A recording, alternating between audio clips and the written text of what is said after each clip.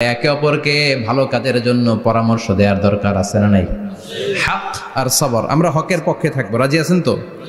আর আমরা সব সময় ধৈর্যশীল থাকবো, রাজি আছেন? ইন্নামা সাবর ইনদা সাদামাতিল উলা, বিপদের প্রথম ধাক্কায় ধৈর্যটা ধারণ করতে হবে। অনেকে বিপদ আসলে পেরেশান হয়ে যায়, চিল্লা ফাল্লা শুরু করে দেয়, কান্না শুরু করে দেয়, বিলাপ করে। বেশিরভাগ মহিলারা এটা করে, ঠিক কিনা? বিষ্ণু বললেন বিপদের প্রথম ধাক্কায় কেমন সবর করলা এটাই দেখার বিষয়। ইন্নামা সাবর ইনদা সাদামাতিল উলা, বিপদের প্রথম ধাক্কায় যে সবর ধরতে পারে সেই আসল সবুর, সেই আসল কি সবুর, মানে ধৈর্য ধারণকারী। বিশ্বনবী দোয়া করতেন, আল্লাহ আপনি আমারে ধৈর্যশীল বানান, আল্লাহুম্মা জাআলনি সাবুরা ওয়াজআলনি শাকুরা, আপনি আমারে ধৈর্যশীল বানান, আপনি আমারে শুকরগুজার বানান। ওয়াজআল ফি আইনি সাগীরা ওয়া ফি আয়ুনিন নাসি কাবীরা, আমার চোখে আপনি আমারে ছোট বানান, মানুষের চোখে আমারে আপনি বড় বানান। পড়েন আমিন, আরো জোরে পড়েন আমিন। চারটা ওয়াজ কাল থাকবে তো। আলামিন ভাইয়ের প্রথমে কি করতে হবে? ঈমান, ঈমানের পরে সৎকর্ম, তারপরে হক আর সবর, এগুলো মেনে চলতে হবে। রাজি আছেন তো? আরো জোরে পড়েন ইনশাআল্লাহ। আসুন আমরা আল্লাহকে ফরমালি থ্যাঙ্কস দেই, শুকরিয়া জানাই, কালিমাতুশ শুকুর পড়ি, আওয়াজ করে আমরা পড়ি আলহামদুলিল্লাহ। পড়েন রব্বানা লাকাল হামদ হামদান কাসীরান তাইয়িবান মুবারাকান ফীহি ইয়া রাব্বি লাকাল হামদু কামা ইয়ানবাগি লিজালালি ওয়াজহিকা ওয়া আযীমি সুলতানিকা লাকাল হামদু বিল ঈমান লাকাল হামদু বিল ইসলাম লাকাল হামদু বিল কোরআন। প্রশংসা করলাম কার? জোরে বলেন কার?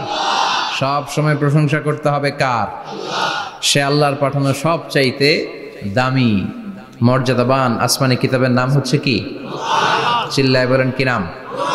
এই যে সূরাতুল আসর তেলাওয়াত করেছে, কোন কিতাবে আছে? কথা বলেন। এই কোরআনটা হচ্ছে নূর, এই কোরআনটা হচ্ছে হিদায়াত, এই কোরআনটা হচ্ছে শিফা, এটা হচ্ছে আলো।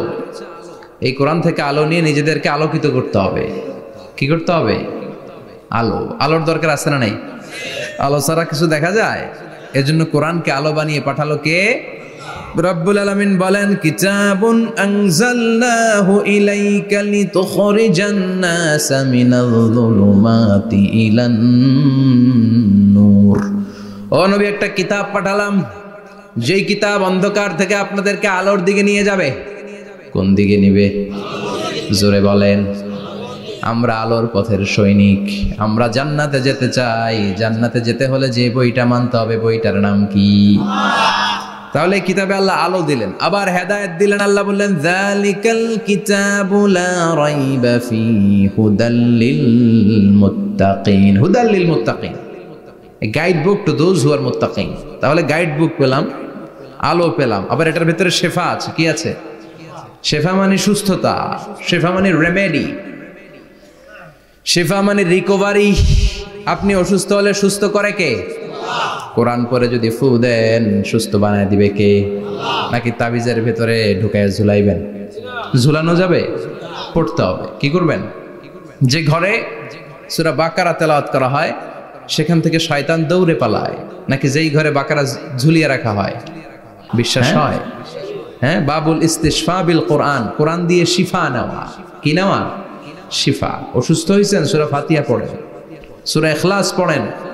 বিশ্বনবীর হাতে একবার বিচ্ছু কামড় দিল, বিশ্বনবী সূরাতুল ইখলাস পড়লেন, সূরাতুল ফালাক পড়লেন, নাস পড়ে ফু দিলেন, ভালো করে দিল কে?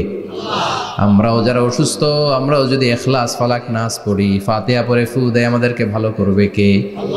বিশ্বাস হয়? বিশ্বাস হয় না কার? দেখি সবার হয়? আল্লাহ আমাদের বিশ্বাস করো, মজবুত করো। আরো জোরে পড়ি আমিন। আসেন আমরা সরাসরি এবার তাফসিরের দিকে যাই। আমি ছোট্ট একটা সূরা তেলাওয়াত করেছি, 11টি আয়াত বিশিষ্ট। সূরাটার নাম সূরাতু আল কারিআ। কি নাম? সবাই বলেন, সবাই বলেন কি নাম? আল কারিআ। মাক্কি সূরা। কি সূরা? সবাই বলেন। মনে রাখতে হবে, এই যে উনি সূরা আসর থেকে কি বলল, কি পয়েন্টস গুলো নিয়ে যেতে হবে, যে এটা এটা এটা। সূরাতুল কারিয়ার কি পয়েন্টস গুলো কি নিয়ে যেতে হবে, এইটা এটা এটা। সূরা ফাতিহার মধ্যে আল্লাহ বেসিক কি কি পয়েন্ট হাইলাইট করেছেন এগুলো আমাদেরকে শিখে যেতে হবে। তা না হলে শুধু আসলাম, স্লোগান দিলাম, কাঁদলাম, মোনাজাত ধরে জিলাপি নিয়ে চলে গেলাম, কোনো লাভ হইল? কথা বলেন। তো আমরা যে সূরাটা থেকে আজকে কথা শুনতে চাই, সূরাটার নাম হচ্ছে, সবাই বলেন, আল কারিয়া। আল কারিয়া মানে বিকট আওয়াজ। আল কারিয়া মানে কি? ভয়ঙ্কর আওয়াজ। ভয়ঙ্কর আওয়াজ শোনেন নাই কখনো? কোথায় শুনছেন? হ্যাঁ, বিজলি। ও বিজলিতে শুনছে, থান্ডার, বজ্রপাত। আসলে অনেক আওয়াজ হয়, তাই না? আপনারা আঞ্চলিক ভাষায় বিজলিতে কি বলেন? ঠেড়া। ঠেড়া। বিজলি চমকেছে, ঠিক আছে। তো সে সবচেয়ে ভয়ঙ্কর যে আওয়াজটা তার জীবনে শুনেছে সেটা হচ্ছে ঠেড়া, মানে বিজলি চমকালে যে থান্ডার, ভয়ঙ্কর আওয়াজ। আর কে কি আওয়াজ শুনছেন ভয়ঙ্কর জীবনে? হ্যাঁ, কই শুনছো? কও কিসে? বানসিরিক, ঠেড়ার ডুপ্লিকেট ভার্সন বানসিরিক। আলামিন ভাই, আপনি সবচেয়ে ভয়ঙ্কর আওয়াজ কোথায় শুনছেন শুনি? মানে সবচেয়ে ভয়ঙ্কর আপনি আওয়াজ জীবনে কোথায় শুনছেন? এই যে টিউব ফুটে গেছে, অর্থাৎ টায়ার পাংচার হলে ভয়ঙ্কর আওয়াজ হয়। চমৎকার। আসলে তো রিক্সার টায়ারের চেয়ে ট্রাকের টায়ার পাংচার হলে আরো ভয়ঙ্কর আওয়াজ শুনছেন। আমরা আর এরকম শক্ত হয়ে বসে থাকতে পারবো না। পৃথিবীর সবকিছু, পৃথিবীর সেন্টারে একটা জায়গা আছে, ওইটা টানে, কেন্দ্রের দিকে টানে। এটা গ্র্যাভিটেশনাল ল বা পাওয়ার বলে, মাধ্যাকর্ষণ শক্তি। এই যে এটা বসে আছে, টেবিল বসে আছে, আমরা বসে আছি, এই পাওয়ারটা না থাকলে আমরা ছিটকে যেতাম, আমরা ছিটকে পড়তাম। সেদিন এই মাধ্যাকর্ষণ শক্তির বলকে ভেঙে খান খান করবে কে? মানুষগুলো নিক্ষিপ্ত হবে, একজন ওইদিকে, আরেকজন ওইদিকে, আরেকজন ডায়ানে, আরেকজন বায়ে। কে কোন দিকে যাবে তারা নিজেরাও জানে না। আল্লাহু আকবার। এজন্য আল্লাহ বললেন, কাল ফারাশিল মাবসুস, পতঙ্গের মতো। আলো জ্বালালে আলোর ভেতরে পতঙ্গগুলো যেমনে এদিক থেকে ডান থেকে বাম থেকে ঝাঁপিয়ে ঝাঁপিয়ে পড়ে, মানুষগুলো ডানে বায়ে ঝাঁপিয়ে ঝাঁপিয়ে পড়বে। শীতকালে ছেলেপেলারা র্যাকেট খেলে না, রাতে ব্যাডমিন্টন খেলে। এই গ্রামে তো খেলে না, ওই যে খেলা আছে, খেলা ঠিক আছে। তো এই যে খেলে, তখন রাতের বেলা তারা বাঁশ গেড়ে, বাঁশের মধ্যে কি লাগায়? লাইট লাগায়। তো এই লাইটের মধ্যে অনেক পোকা চলে আসে না, রাতের পোকা, হ্যাঁ, আলোর পোকা। পোকাগুলো এদিক থেকে ওই দিক থেকে, এর কোনো মা বাপ নাই, ডানে বায়ে ইচ্ছে মতো ছুটছে। মানুষগুলো সেদিন পাগলের মতো ছুটতে শুরু করবে, চিৎকার করে বলেন ঠিক কি না? আবার আল্লাহ বললেন, ওয়াতাকুনুল জিবালু কাল ইহনিল মানফুশ, পাহাড়গুলো উঠতে থাকবে, বিশাল পাহাড় টুকরো টুকরো হয়ে যাবে। মাউন্ট এভারেস্ট খান খান হয়ে যাবে। নাম শুনছেন? এশিয়া মহাদেশের সবচেয়ে বড় পাহাড়। আমি দেখেছিলাম দূর থেকে, যাই নাই নেপালে।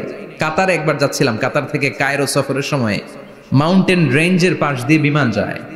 তো বিমানের সামনে আবার, ওইটা খুব সম্ভব কুয়েতে এয়ারওয়েজে ফ্লাই করেছিলাম, সামনে আবার একটা স্ক্রিন থাকে, ওখানে কেউ মুভি দেখে, কেউ কোরআনের তেলাওয়াত শুনে, কেউ সফরের যে রোড ম্যাপ ওইটা দেখে। তো ওইটা দেখলে আপনি বুঝবেন এখন কোন শহরের উপর দিয়ে যাচ্ছেন, আশেপাশে কি আছে। তো তখন দেখাচ্ছে যে নেপালের পাশ দিয়ে এটা ফ্লাই করছে। জানলাটা খুলে দেখি বিশাল মাউন্টেন রেঞ্জ, উপরে বরফের ক্যাপ পরানো। আল্লাহু আকবার। তো আল্লাহ যখন ইযা জুলজিলাতিল আরদু জিলজালাহা, কিয়ামতের ওই আল কারিআ মাল কারিআর সময় পৃথিবীটারে ধরে যে একটা ঝাঁকুনি দিবে, ওই ঝাঁকুনিতে পাহাড়গুলো থাকবে।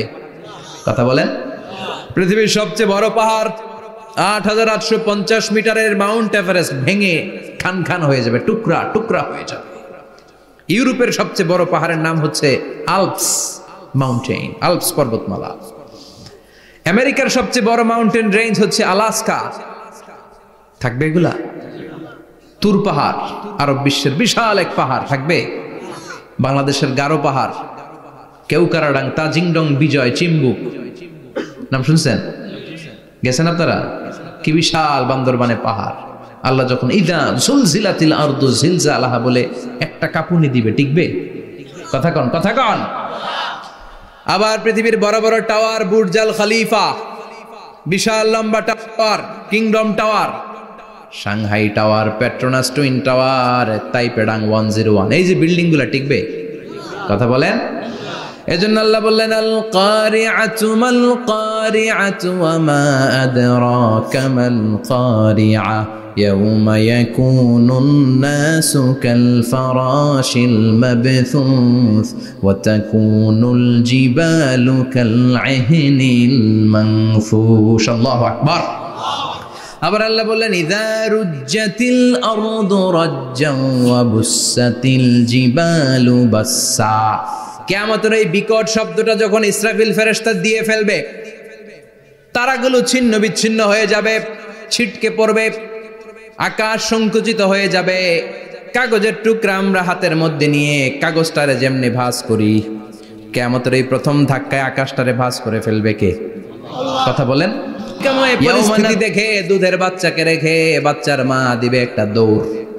দুধের বাচ্চারে রেখে মা কোনোদিন দৌড় দেয় নাকি? দুগ্ধপোষ্য বাচ্চা, দুধ খাওয়ায়, এই দুধের বাচ্চাটারে মা খুব যত্ন করে রাখে না? কথা বলেন। কিয়ামতের এই বিভীষিকাময় পরিস্থিতি দেখে মা দুধের বাচ্চাকে রেখে দিয়ে দিবে দৌড়। গর্ভবতী মা মুহূর্তের মধ্যে ডেলিভারি হয়ে যাবে। বিকট আল কারিয়া মাল কারিয়া যখন শুরু হয়ে যাবে, 3 মাসের 4 মাসের অপরিণত অপরিপক্ক বাচ্চা মুহূর্তের মধ্যে ডেলিভারি হয়ে যাবে। এই এলাকায় বাচ্চা ডেলিভারি হয় কয় মাসে? 8 মাস, 9 মাস কিংবা 10 মাস। কিন্তু কিয়ামতের এই বিভীষিকাময় পরিস্থিতি আর আওয়াজটা তো ভয়ঙ্কর হবে।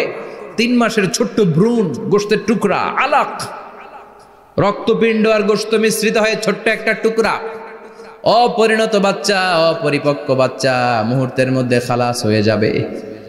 মানুষগুলো পাগলের মতো এমন ভাবে একটা দৌড় দিবে, কেউ কাউরে চিনবে না। ওই দিনটার নাম হলো আল কারিয়া। পাহাড়গুলো তুলাধুনা হয়ে যাবে। কেউ থাকবে ওই সময় টয়লেটে, থাকবে না? কেউ থাকবে ঘুমের মধ্যে, কেউ থাকবে বাজারে, কেউ থাকবে অফিসে, কেউ থাকবে রান্নাঘরে, কেউ থাকবে রাস্তায়, কেউ থাকবে নাচানাচির মধ্যে। চিল্লায় এখন ঠিক কিনা? যে যে অবস্থায় থাকুক না কেন পাগল হয়ে যাবে। পাগল, অস্থির। ওমা হুম বিসুকারা ওয়ালাকিন আযাবাল্লাহি শাদীদ। মানুষগুলোরে মাতালের মতো দেখা যাবে, আসলে একটাও মাতাল না। আল্লাহর আযাবের ভয়ে সব অস্থির হয়ে যাবে। আল্লাহু আকবার। এজন্য আল্লাহ বললেন ইসরাফিলকে 3টা ফুৎকার দেওয়ার জন্য আমি তৈরি করেছি। প্রথম ফুৎকার যখন সে সিংহার মধ্যে হাঁকিয়ে দিবে, তখন এই অবস্থা হয়ে যাবে। এবার দ্বিতীয় সিংহায় ফুৎকার দেওয়ার জন্য আল্লাহ অর্ডার করবে। ইসরাফিল তার বিশাল হুইসেলটা নিয়ে সাথে সাথে দ্বিতীয় ফুৎকারটাও দিয়ে দিবে। দ্বিতীয় ফুৎকার দেওয়ার সাথে সাথে চিৎকার করে বলেন কয়টা? একটা ফুৎকার দিয়ে দুনিয়াটারে তুই লন্ডভন্ড করে দিলে রে ইসরাফিল। এবার দ্বিতীয় ফুৎকার দিয়ে পৃথিবীর সব মানুষগুলোর আত্মা নিয়ে নেয়ার ব্যবস্থা করে দে। মুহূর্তের মধ্যে ইসরাফিল সিংহার মাঝখানে ঠোঁট লাগিয়ে দ্বিতীয় ফুৎকারটা দিবে। দ্বিতীয় ফুৎকার দেওয়ার সাথে সাথে সব শেষ। মালাকুল মাউত পৃথিবীর সব মানুষের আত্মা সংবরণ করে নিবে। সব শেষ, মানুষ নাই, জিন নাই, দানব নাই, কেউ থাকবে না। যে ইসরাফিল ফুৎকার দিয়ে সব লন্ডভন্ড করছে ওইটাও নাই। ইসরাফিলও চলে যাবে নাকি ইসরাফিল থাকবে? কথা কন। কেউ থাকবে না, থাকবে একজন। তিনি কে? কুল্লু মান আলাইহা ফানি ওয়া ইয়াবকা ওয়াজহু রাব্বিকা যুল জালালি ওয়াল ইকরাম ফাবিআইয়ি আলাই রাব্বিকুমা তুকাযযিবান। এই বিশ্বে যা দেখা যায় সব হয়ে যাবে ফান, নিঃশেষ, কিছু থাকবে না, সব মরে যাবে। থাকবে শুধু একজন সত্তা। চিৎকার করে বলেন তিনি কে? দ্বিতীয় ফুৎকারের পরে সব মানুষ শেষ, প্রাণী শেষ, কোনো প্রাণের অস্তিত্ব আর নাই। আল্লাহ বলবেন জিন জাতীয় মেরে ফেল। মালাকুল মাউত জিন জাতির আত্মা নিয়ে যাবে। আমাদের যেমন আল্লাহ রূহ কবজ করে, আগুনের তৈরি একটা সৃষ্টি, চাইলে যেমন মনে চায় তেমন আকৃতি ধরতে পারে। কখনো ছাগল হতে পারে, কখনো বিড়াল হতে পারে, কখনো সাপ হতে পারে, আবার মানুষের মতো আকৃতি নিতে পারে। আল্লাহু আকবার। আল্লাহ বলবেন মানুষ শেষ, এবার জিনদের রূহ কবজ করো। সব জিনদের রূহ কবজ হবে। আল্লাহ একবার মালাকুল মাউতকে জিজ্ঞেস করবেন আখবিরনি মাইয়া বাকা। ও মালাকুল মাউত, আর কে কে বেঁচে আছে বলো। মালাকুল মাউত বলবে আল্লাহ মানুষ নাই, জিন নাই, প্রাণী নাই, শুধু ফেরেশতারা আছে। আল্লাহ বলবেন সব ফেরেশতাদের রূহ কবজ করো, সব ফেরেশতাদের রূহ কবজ হয়ে যাবে। যেই ফেরেশতার হুইসেল দেওয়ার কারণে, হর্ন বাজানোর কারণে কিয়ামত, ওই ফেরেশতার রূহ কবজ হয়ে যাবে। আল্লাহু আকবার। আর কে কে বেঁচে আছে? আমার ভাই জিব্রাইল বেঁচে আছে, জিব্রাইল রেও নাও। মালাকুল ওয়াহি, ওহির ফেরেশতা, যিনি আল্লাহর কাছ থেকে ওহী নিয়ে দুনিয়ায় আসতো, তারও রূহ কবজ হয়ে যাবে। এবার আল্লাহ বলবেন আখবিরনি ইয়া মালাকাল মাউতি মান ইয়াবকা, ও মালাকুল মাউত, আর কে বেঁচে আছে এই মহাবিশ্বে বল? কেউ আছে নাকি? মালাকুল মাউত বলবে আল্লাহ কেউ নাই, আপনার কথা মতো মানুষ মারলাম, জিনদের মারলাম, ফেরেশতাদেরও মারলাম, কেউ নাই, একমাত্র শুধুমাত্র আপনি আছেন, আর আপনার হুকুমের গোলাম আমি আজরাইল আছি। সুবহানাল্লাহ পড়েন। কি একটা সময় কাটবে! আল্লাহ আর মালাকুল মাউত ছাড়া কেউ থাকবে না। যে ভঙ্গ সবই সাধেরই অঙ্গ, তোমার মাটিতে মিলাবে, জন্মিলে মরিতে হবে। ঠিক কি না? কুল্লু নাফসিন যায়িকাতুল মাউত, প্রতিটি আত্মার মৃত্যুর স্বাদ নিতে হবে। Everyone has to take the taste of death. মৃত্যুর স্বাদ প্রত্যেককে আস্বাদন করতে হবে। এটা কেমন? ও মালাকুল মাউত, তুমি মেরেছো তো কি হয়েছে, এবার তোমার মরণের পালা, এবার তুমি মরো। এবার মালাকুল মাউত কাঁপতে থাকবে, কাঁপতে থাকবে। আল্লাহ বলবেন কেঁপে আর কেঁদে লাভ নাই, জান্নাত জাহান্নামের মাঝ বরাবর একটা জায়গা আছে, আরাফ, ওখানে দাঁড়া। মালাকুল মাউত দাঁড়াবে, আল্লাহ বলবেন মর, মরে যা, মুত, ইয়া মালাকাল মাউত, মর, মরে যা। আল্লাহর হুঙ্কার শুনে মালাকুল মাউত জান্নাত জাহান্নামের মাঝ বরাবর দাঁড়িয়ে বিকট একটা চিৎকার দিবে।